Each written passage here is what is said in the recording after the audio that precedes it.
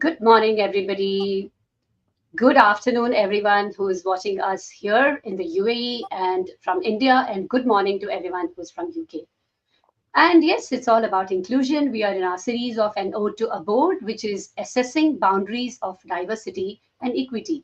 And if you have watched the previous clip which was going on, and you would have seen that I have two very powerful people, and what we have common with them is the word rising, and they both are into music, and they are powerful youngsters. And how I managed to get into this group is all because of inclusion. So let me take this opportunity to welcome them to our session right now. Good, good morning. It's morning for you. So hello, welcome Rahima. And as I said, founder of Rising Stars London.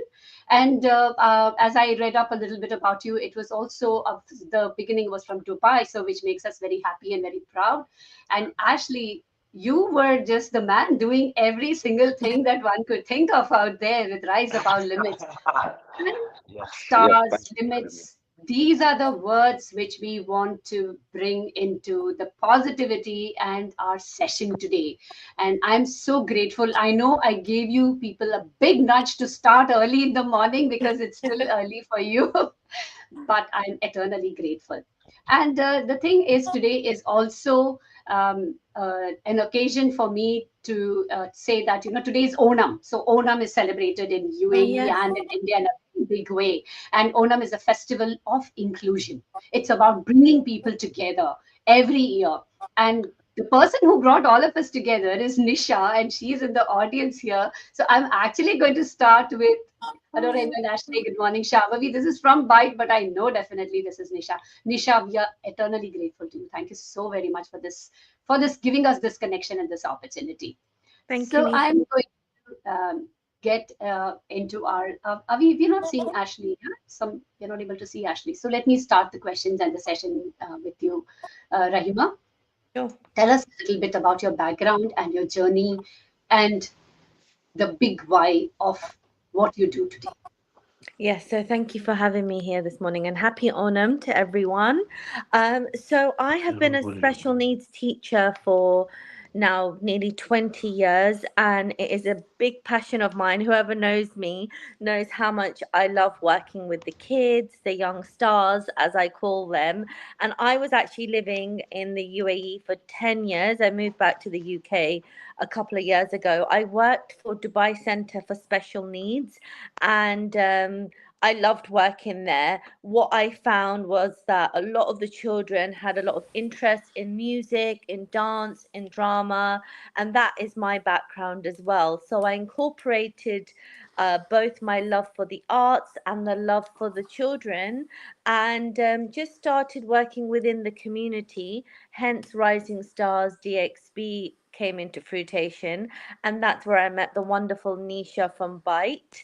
And we would just meet up. We would just keep it really nice and chilled. We'd go to like the park, or we'd meet up in groups. And, we really found that it was really needed for parents as well as the children to come together and just have that time to either hang out at the mall or do an activity.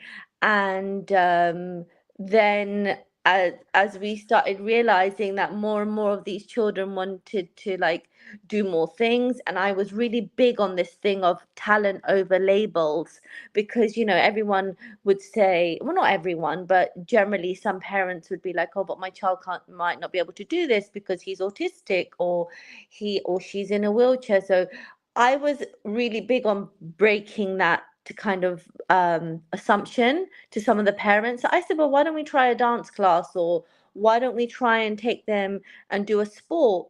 And then I started this initiative. And then soon after, Expo got in touch.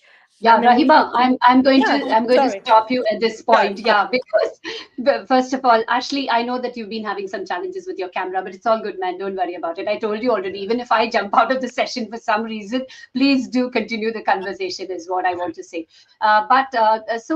One thing which I'm very, which I realize as Rahima was speaking, and as well as now, I'm going to ask Ashley that with arts and with music, and these kind of, non professional in the terms of, doctor, engineer, and not that stuff, you can still have it as a profession and you can still love what you do. And I'm going to ask you about that, Ashley, right now. Please tell us a little bit about, your journey, and what is your why. Right. Just trying to think, should I do it short or a quick story? So, bit about me. I'm Ashley Archer. I've been disabled my whole life. I have a very rare muscle condition. And funny you talk about music. From what I remember from my childhood, is no matter what I was dealing with or what I was going through, music was always a key thing what kept me in a positive space. So sometimes, obviously, with my leg braces, what I used to wear called calipers, they were very uncomfortable. But we used to put the music on in the house and just it blocked my mind out of those things, And so music plays a massive role in my everyday lifestyle. And regarding me as a disabled person in the UK and London, there wasn't a lot of opportunities what I never saw anyway, what would project who I want to be as a person, etc., etc.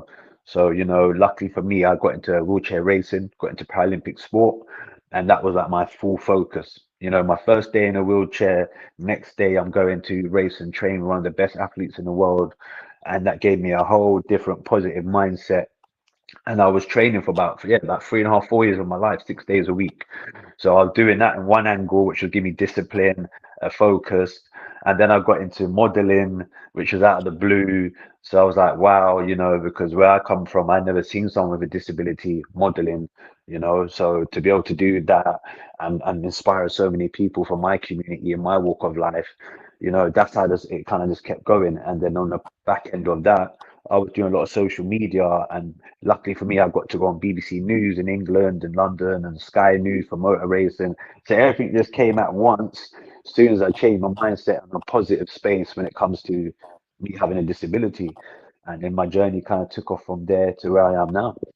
But we'll get into more Wonderful. detail later, I'm sure. Wonderful. Yes, of course, we have so much more that we want to talk about, but we Yeah. also have an amazing audience here, and I want to acknowledge them. And please, if they are your friends, please give them a big shout and say thanks to them. Kimiko is here. Ash, it's a joy. Thank you so very Hey. much, Kimiko. It is a privilege to have you here with us and share the stage with your friend, Ash, Raima's Yeah. true ambassador of inclusion. Right. And thank you for that. Uh, the next comment coming up is from Amy. Amy's your friend needs more here. Met Raima in UAE. She's amazing. My son has CP and my nephew has autism.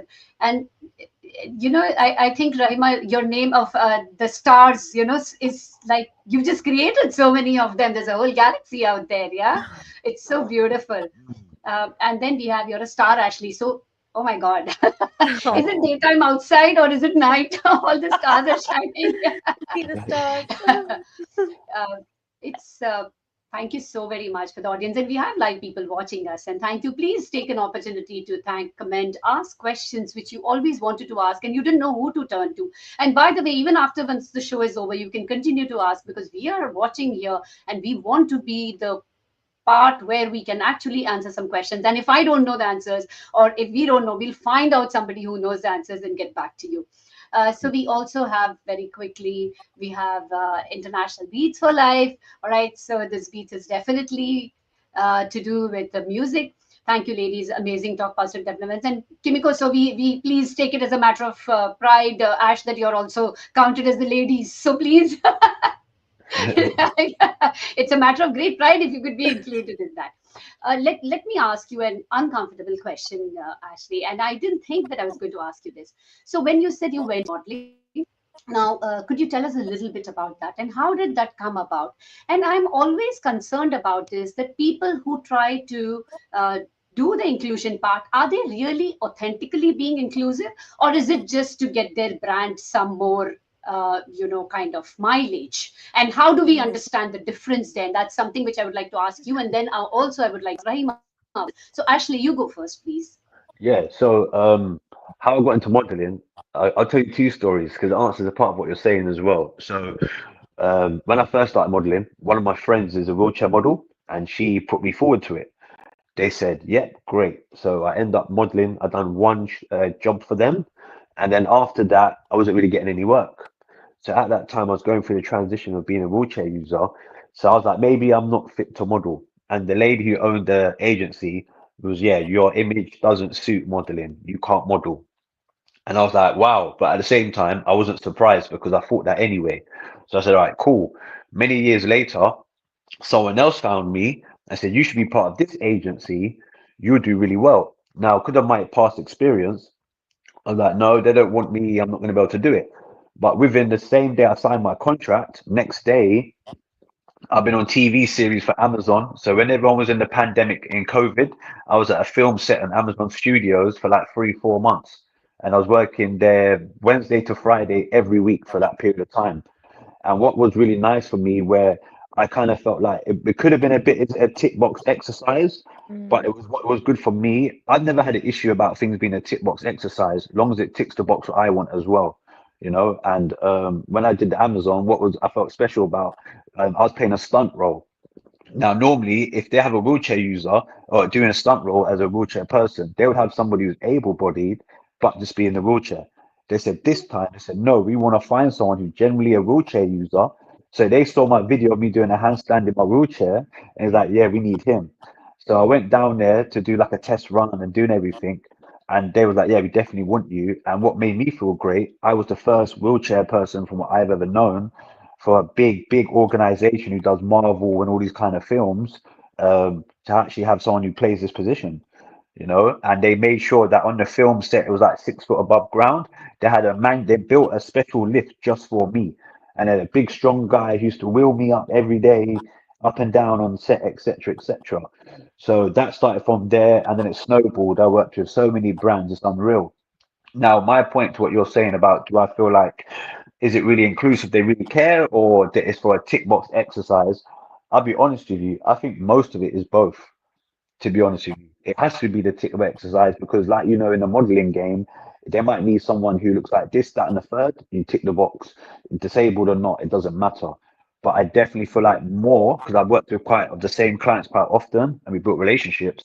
They've explained to me is that sometimes we don't know how we worry that if you don't feel comfortable, we will feel bad if you don't feel comfortable, if some of the criteria haven't been met, or you might have to work more hours than you expected, etc., etc., etc. So they said that what we like about you is that you're proving we don't need to make all these extra massive requirements. If normally, if anything, it's very small and we can get the work done and it's simple. So from my standpoint, I've been doing this for many years now. I've always just been treated at a very high class level, very respectable. But I know deep down I tick the box 100%. But again, as long as we're both happy on it, then it doesn't concern me depending on what the campaign and what it's for. Yeah, what you're saying is so right, Ashley, because the tick box can actually be for anyone, disabled, non-wheelchair, wheelchair. It can be for anybody. It doesn't have to be just because you are ticking those boxes that, this is whether it's in synergies are there or not. It can be for anyone. What about you, Rahima? What is your experience when you're working with companies or brands and when you have these stars and everyone wants, all of us want to be a little bit known for what we are good at doing. And so, how does that work then with the children and with the stars? How does that work? The similar way how Ashley spoke about it, I would be very grateful if you could share your thoughts on that. Yeah, of course. So, I mean, I love the fact that Ashley is such a fantastic ambassador for the stars and he shows that he has that real authentic talent. And just some stats that I'll read to you, and this is then the reason why I started what I did. In the UK, we have about 22% of people who have disabilities in the UK population. And 4% of UK TV adverts actually featured disabled people with disabilities, which isn't a lot. And a lot of these also, the actors were played by people who weren't disabled. So as they say, non-disabled actors. And then in a white paper in 2022 that was done by the Ruderman Family Foundation, only 21% of those disabled actors in America were authentically cast. So the numbers are still really low that these casting directors are not showing true representation of what we actually are seeing in everyday life. And hence, why I started Rising Stars London now, because I made the transition over from Dubai, is because not only are we not seeing enough people with disabilities on TV or on the radio or in music, we're also not seeing enough people who are from diverse backgrounds, people of color, who have genuine talent but are just not given that opportunity. So the times are changing, but I still feel, and I'm sure Ashley will agree, that we still have a lot of work to do, and we really need to break that barrier of seeing people with disabilities on TV and showing their real authentic talent. And there's so many talented stars out there. That's so, and the fact that there is this gap, and we actually can and we should be normalizing, because everyone, anyone can do everything, Hmm. whatever they want and they choose to do, and what they want to focus, right? So Yeah. the world is our oyster and we can do anything, and you guys have just been proving that. And let me just go back a little bit into your childhood, Ashley. Tell me a little bit about, you said from the time you were born or small, and go, let us take back. Today it's a world where we can talk about these things, and I'm so grateful to you that you're conducting these conversations where people can realize that maybe I'm in that position, or I was in that position, or I might be tomorrow in that position. So at least we are, saying that this is possible. What you've done, anybody can do it if they follow the focus and the path. But in those days, it was not so much. In fact, even wheelchairs and all, they did not have these kind of capabilities. Technology has been our friend. Let's be honest about that. So then, and you said like calipers. Now we have so many more things. Tell us a little bit about that. Was Ashley a happy boy, or was he somewhere needed a little bit more of a support, which he could have done with some other Ashley today in another place, city or a country, could actually do with that help? And maybe we will be their guiding light from here, thanks to you and your experiences. Please tell us a little bit about that, Ashley. Yeah, so good question. So basically, I've always been a happy spirit kind of person from day one, since I can remember up to now, and that was my downfall because I say this to my peers that I made my disability look way too easy to deal with. So what happens is that everyone always saw me as go lucky, I'm cool, I'm very popular. In the disabled community where we are, a lot of people felt like they didn't have much friends, or I was the one who had all the friends, always at my house. They were always older than me. So, they saw past my disability. So when I was a child, I met my best friend when I was 4 years old. I never forget it. And he saw me in my wheelchair because obviously with my disability, I wear calipers for the most part at that time. But when my legs were tired of wearing those, I had my own wheelchair. So after schools or weekends when I didn't want to walk, I would use that chair, and all my friends used to watch me make ramps. 'Cause I lived on a really steep hill. So we used to make ramps and I used to fly off them and then my chair would break into pieces and just get another one. And I was just I was a wild child. And I think that's because my father's not in my life. My mum's always worked hard, so she never really had, not saying she didn't have the time in a day to kind of preoccupy to understand how I'm generally feeling as this person going through life like this, but for the most part, the main thing is what mom always said to me when I was a kid, that I'm always smiling, I'm always living, just because I got cast on my feet when I was a baby, because obviously with my condition, it was like the seventh or eighth person in the world to ever have this, because mine is called arthrogryposis.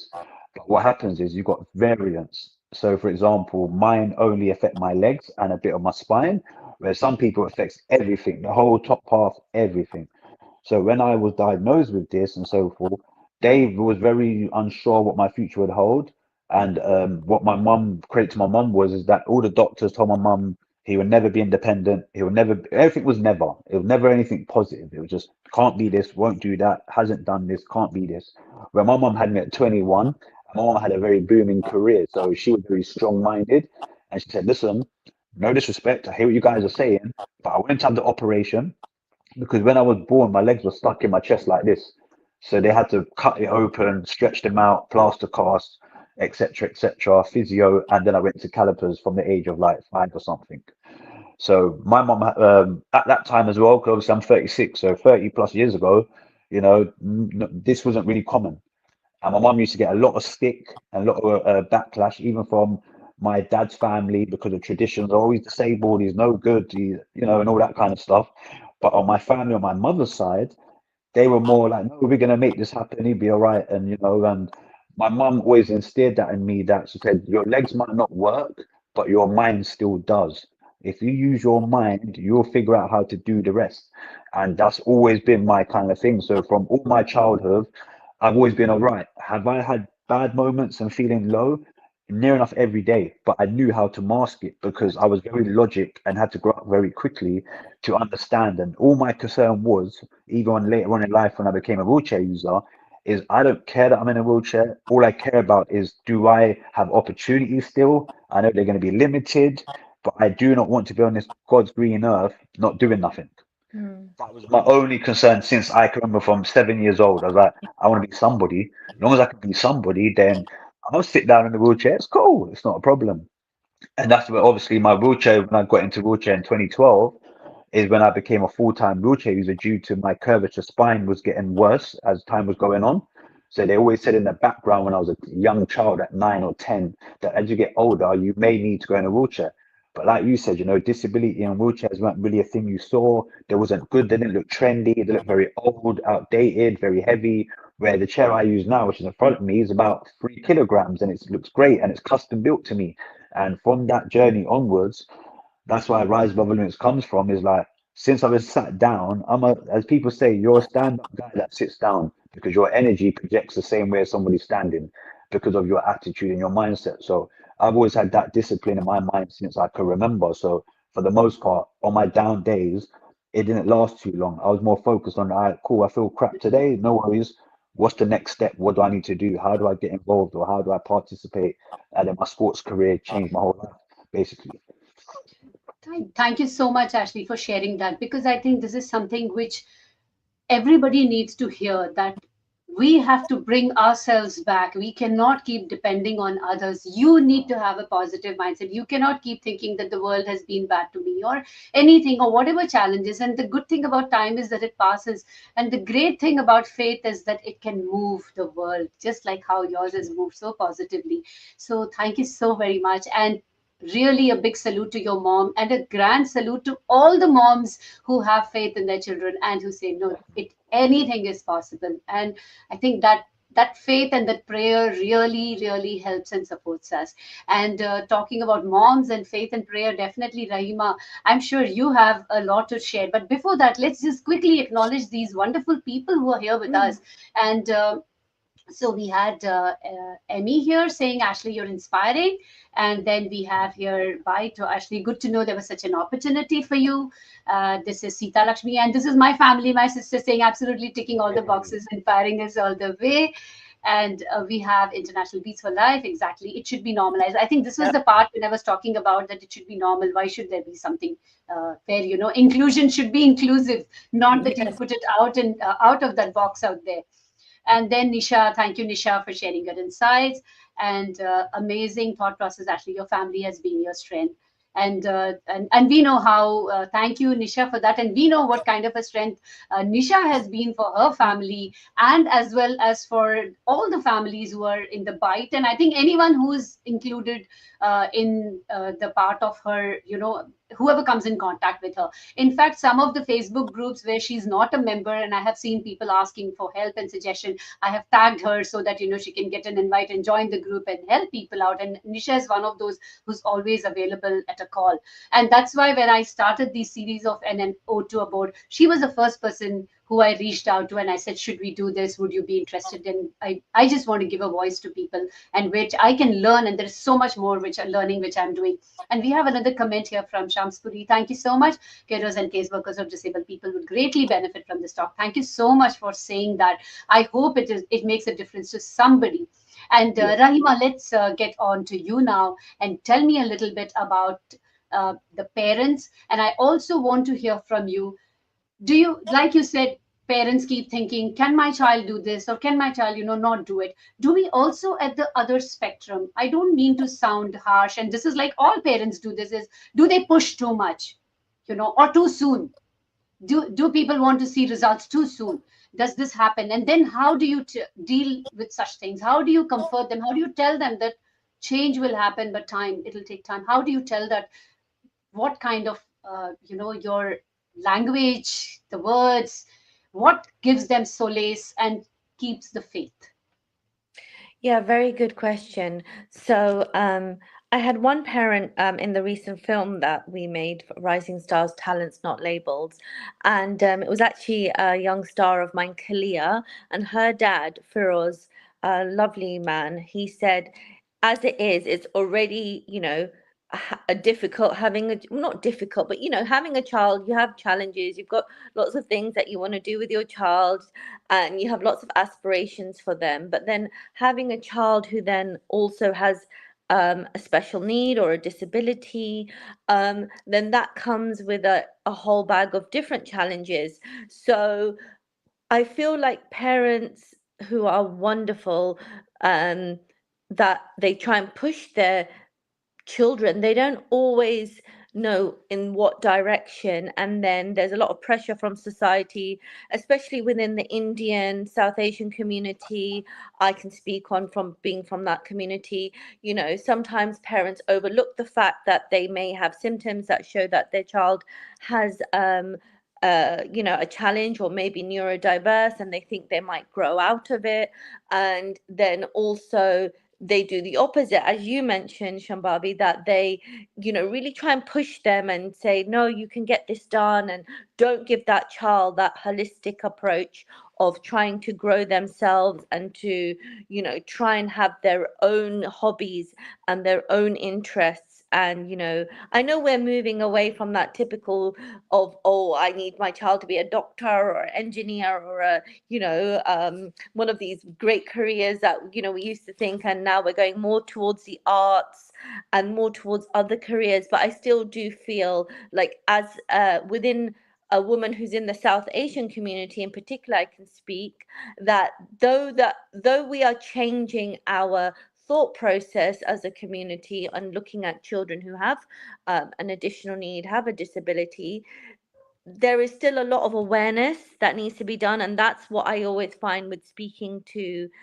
these parents, that they just want to have that educating, that time to speak about the child's kind of behavior or their symptoms. And that's why a community like Bite is amazing, because parents can come together.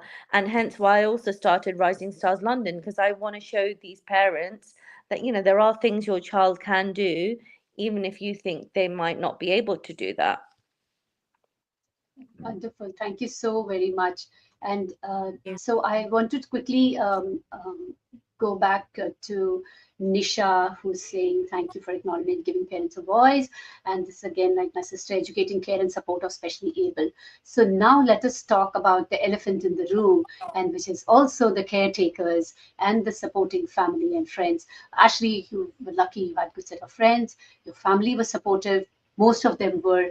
And but as you grow older and as you things, and in your experience as well, Rahima, any one of you can take this and tell me a little bit more about what kind of support do the caretakers and the family, what type of support do they need? Do they get that kind of support? And does your society give them that support? Or is there something which you think, if you could do some change, this would be that for them? Is there something like Who's going first? You. Go on, you go ahead, Ashley.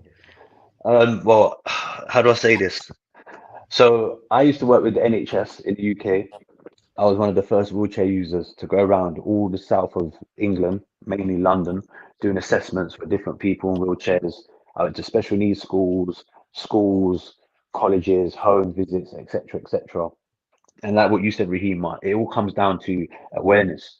So every time I pulled up at somebody's house in my van and they see me hop out and then hop into a wheelchair, their eyes pop out. They say, Mm, wow, are you the guy who's doing the wheelchair for my son? And especially in the Indian community and so forth, they used to love me. They see me straight away and say, look, and everybody will come, you guys are close knit. So everyone will come down and, hey, I want to see you. And they ask me so many questions like, how do you live? How do you drive? Can you drive? Well, clearly you do drive. And this would be so powerful because the main thing is I feel like how do I say this? When you get parents, remember, I'm a parent myself. So as a dad, all I want is the best for my child, and it's like everybody else.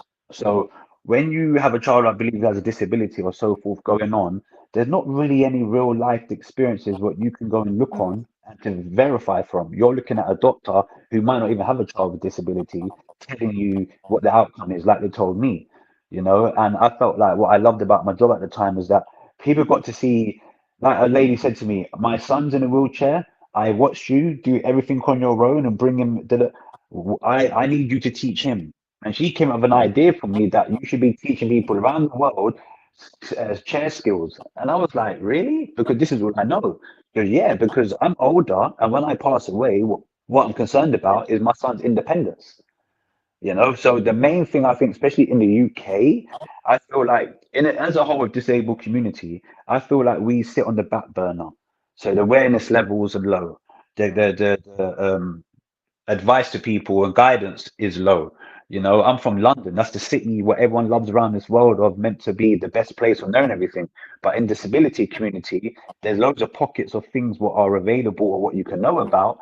But from the parent who has a child tomorrow and there's something wrong with them, they don't really get all this insight of information. And this is where I believe as Rise Above Limits, where my dream would be to build my platform as each time it goes, to be able to advise and demonstrate and showcase, because in this modern day now, especially children, they see more than they hear. So if they see me, then I've got their full attention. And I feel like that's where we lack a lot in the UK, is that the disabled community doesn't get that support properly. So then the parents who have children with disability, they're just trying to go off it from that, just from what they go on. They don't really have any good reference points. And I feel like that's where we lack a lot of, and I think that's where my passion is, where we need to change it, because so many people message me every day on my social, man, you're brilliant, or wow, I never knew this, or how come? And a lot of it is very strange to me because I'm like, well, this is how I live. But I realized not everybody lives like this.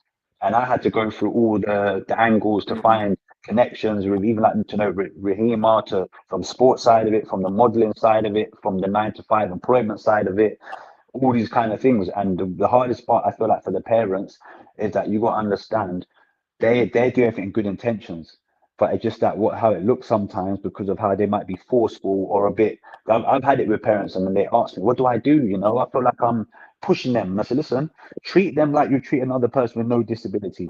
That's my philosophy. Because my mum did that with me, and this is where I kind of don't let my disability dictate me. I kind of dictate it, because my whole world's not consumed as such as, oh, I can only go out if my wheelchair lets me. No, I'm going out and my wheelchair's coming with me. It's having a different kind of perspective. And I feel like we need more like what we're doing now. These are great things for people to tune in to say, okay, this is lived experiences from someone who's actually disabled. This is someone who's involved in that world, etc., etc. So I feel like we are very behind, it seems, compared to other places. I hope that we can catch up a bit. Thank you. Thank you. I hope this also goes onto a platform where other people are watching, and then they think about not just if they are there and they are undergoing this, also how to make, their friends help make life easy for their friends, their other extended family, or whoever is in their connection. So, Rahima, from your side, please, what would you like to share? Yeah, I just wanted to add on and agree with what Ash has just said, that if you have that kind of representation being shown on TV, or like, for example, the other day, I think on Instagram, I saw a young one lady, she had founded these dolls, and these dolls showed people, young girls who had Down syndrome.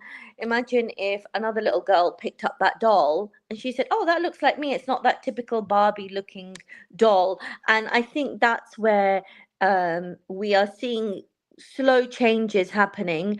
And as Ashley said, there are parents, there's lots of parents that I know I speak to when I work in the schools that struggle because, in the UK, we have issues with funding, then getting EHCP plans, and it's a whole stressful process for a lot of parents to get their child just to be recognized as having a disability so that they can then get the extra support.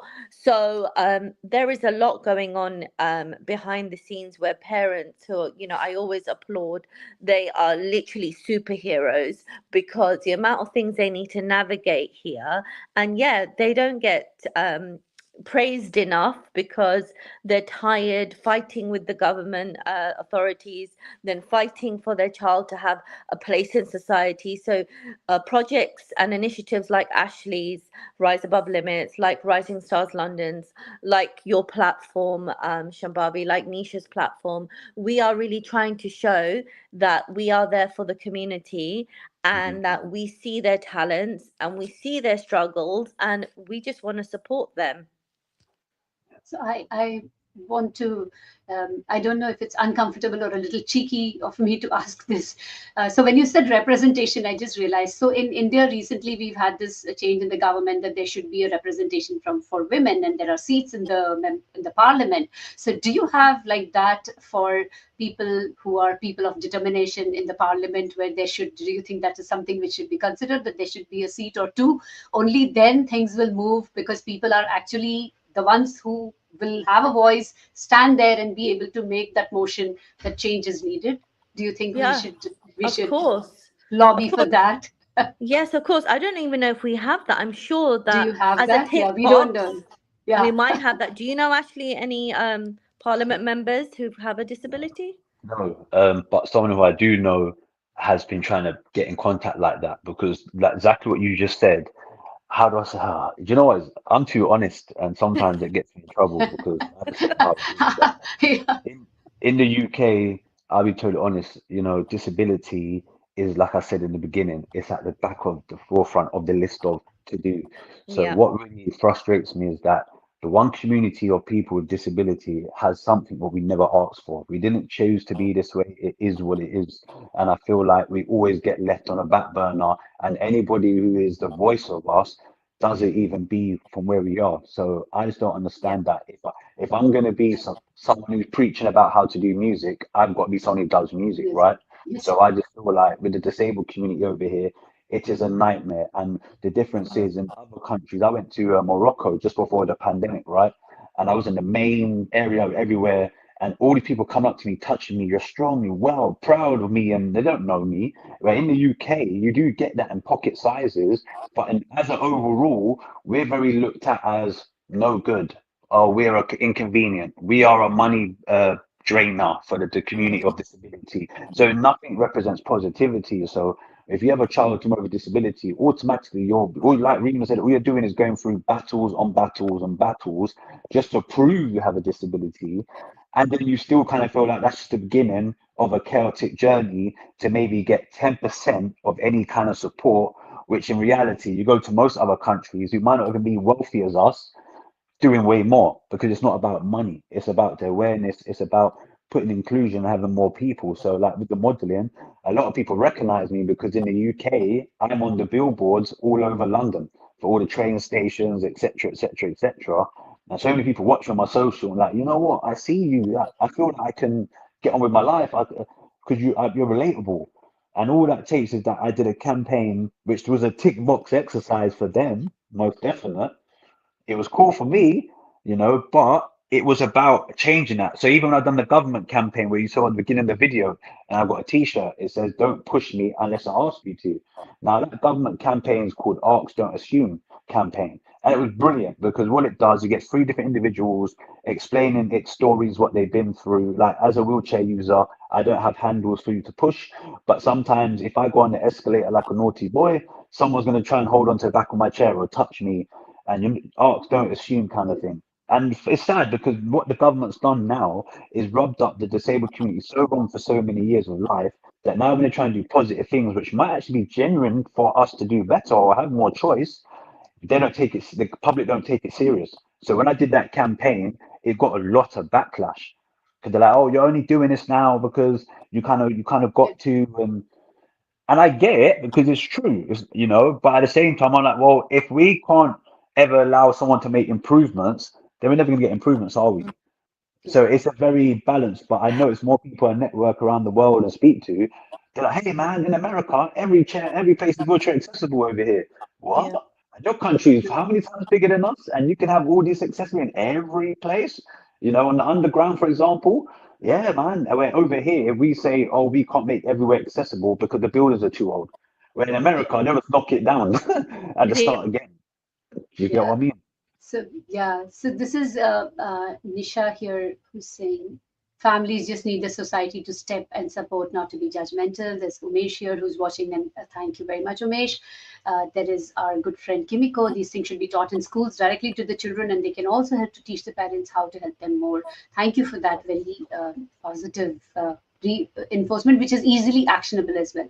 Thank you, Nisha says again. Thank you. And Kimiko, I've had to fight Oh, for over 20 years to prove that I'm disabled as I have hidden disabilities and it's exhausting, definitely need a change. Thank you so much, Kimiko, for sharing this. And maybe someday you'll do the honor of sharing the platform here and coming and speak so that we can understand and we can educate as much as give a voice. So thank you so very much for this. And I have a good friend here, Namita. Biggest shift comes from shifting perspective, addressing differently abled and not disability life we've begun to do here in the UAE. That's right. So here everybody's called people of determination, and this is a very conscious decision which the government has taken a few years back.